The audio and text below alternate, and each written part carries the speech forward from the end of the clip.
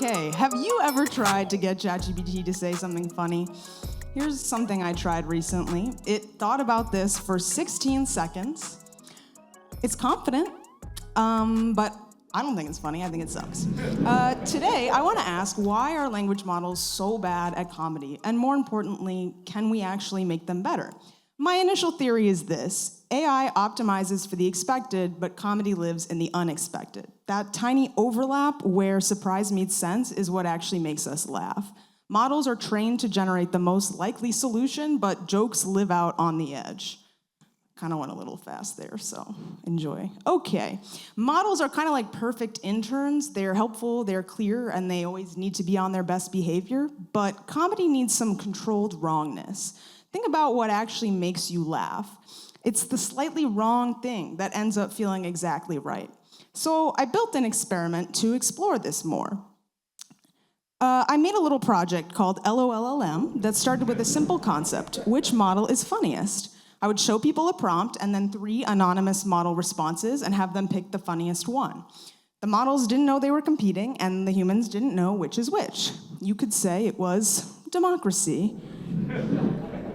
I created 55 prompts across what I thought could be sort of practical use cases. There's some quick banter, some marketing copy, cartoon captions, everyday life stuff.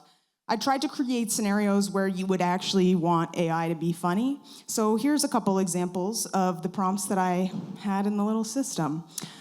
Here's an example of one of the prompts with just one response for now. I'll give you a second to give it a little read. Not hearing any laughs. It's okay, I didn't laugh either. Yeah, okay, great, so no one's laughing. Curious if you guys have any guesses as to which model is funniest? Surprise, it was Claude Sonnet. In my experiment, Claude Sonnet was by far the funniest model. I guess that's interesting, but I think more importantly, none of the models felt funny. Users were picking what felt least bad, not actually what made them laugh. Which forces the real question: why are they failing?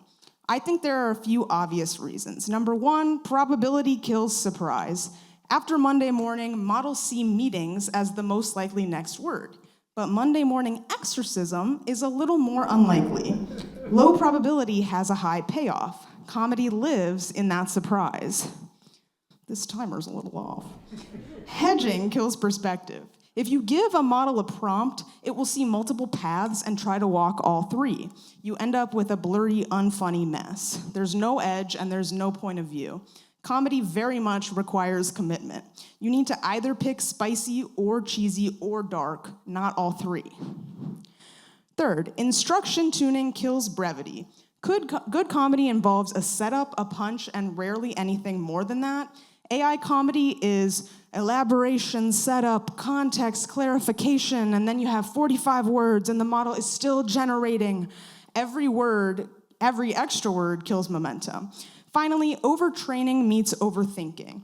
Monday, inbox, adulting. The models have seen these words thousands of times, so of course they bubble up first. Plus, safety tuning removes any risk or edginess that comedy needs. Predictable topics plus 0 risks equals the joke you've heard before and hate. Fortunately for you all, I actually know a little bit about the psychology of humor, so I decided to test 4 classic humor theories. Each theory gives models a much clearer comedic structure to follow. So let me show you how you can learn to apply some of these theories. There's a fruit fly. Incongruity resolution is all about misdirection. Let the audience's brain start predicting and then swerve somewhere unexpected.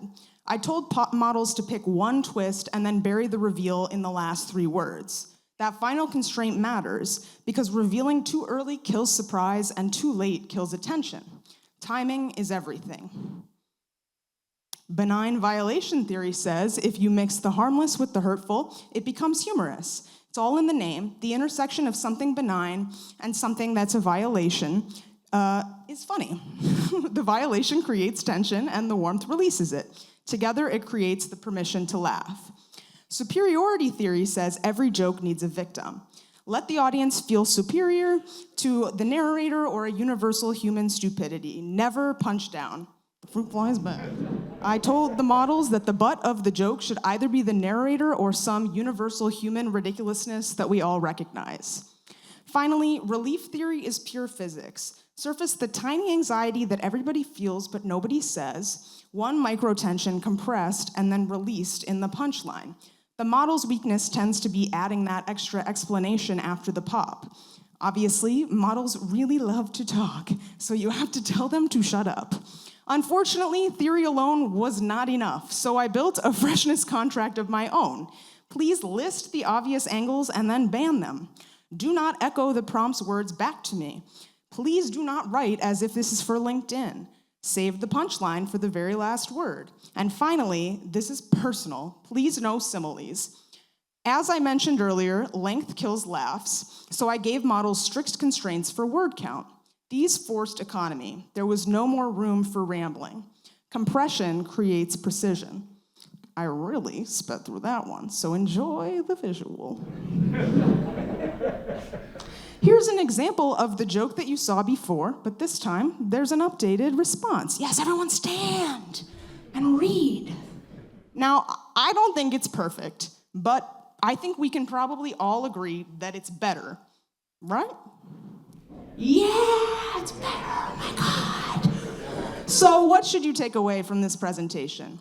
Default AI equals boring jokes, the average of everything it's ever seen.